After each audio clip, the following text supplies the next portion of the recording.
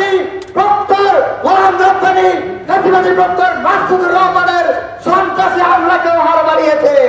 জয়নাবে বলতে মাকসুদ কামাল সিন্ডিকেটে এক সাইডে ৬০-এর অধিক ছাত্রলীগ নেতাকর্মীকে অপরাধের দায় বিশ্ববিদ্যালয় থেকে বহিষ্কার করেছিল, কিন্তু এই সন্ত্রাসের পাহারাদার দিতে বিএনপির শিক্ষা সম্পাদক আজকে ৬ মাস হয়ে গেছে, ৩-৪ মাস হয়ে গেছে, এখন পর্যন্ত শাহবাগ তারা হামলার তদন্ত প্রতিবেদন পর্যন্ত দেওয়ার সাহস করে নাই।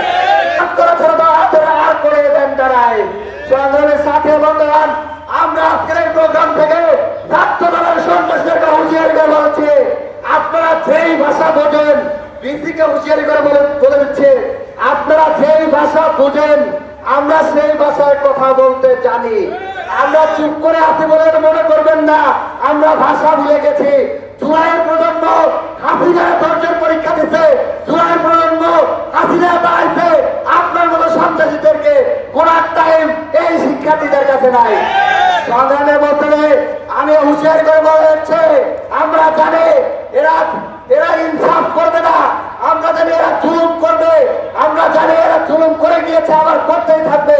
এবং এখান থেকে দীপ্ত কণ্ঠে বলে যাচ্ছে তারা হয়তো তদন্ত কমিটির পর তদন্ত কমিটি করবে, একের পর এক কমিটি করবে, কিন্তু বিচার করবে না। কিন্তু আমি এখান থেকে বলে যাচ্ছে আমার ভাই সাজুর গায়ে যারা হাত দিয়েছে প্রত্যেককে আমরা বিচারের মুখোমুখি করবো। আমার ভাই ইমাম ভাইয়ের উপর যারা হাত দিয়েছে, আমার ভাই পঞ্চগড় নাইবের উপর যারা হাত দিয়েছে, আপনারা লিখে রাখুন, সাংবাদিক বন্ধুগণ আপনারা এই ভিডিও সংগ্রহ করে রাখবেন, প্রত্যেককে বিচারের মুখোমুখি করা হবে। এই ক্ষমতার বাহাদুর বেশি দিন থাকবে না।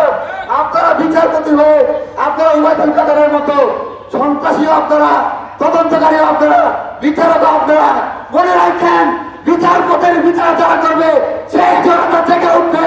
এবং ওই মাকসুদ কামাল হয়তো পালিয়ে যাওয়ার সুযোগ পেয়েছে, এই সাতটা মিলান হয়তো পালিয়ে যাওয়ার সুযোগ পেয়েছে, আপনারা কেউ পালানোর পথ করেন না, প্রত্যেককে জনতার সম্মুখে বিচারের মুখোমুখি করবে।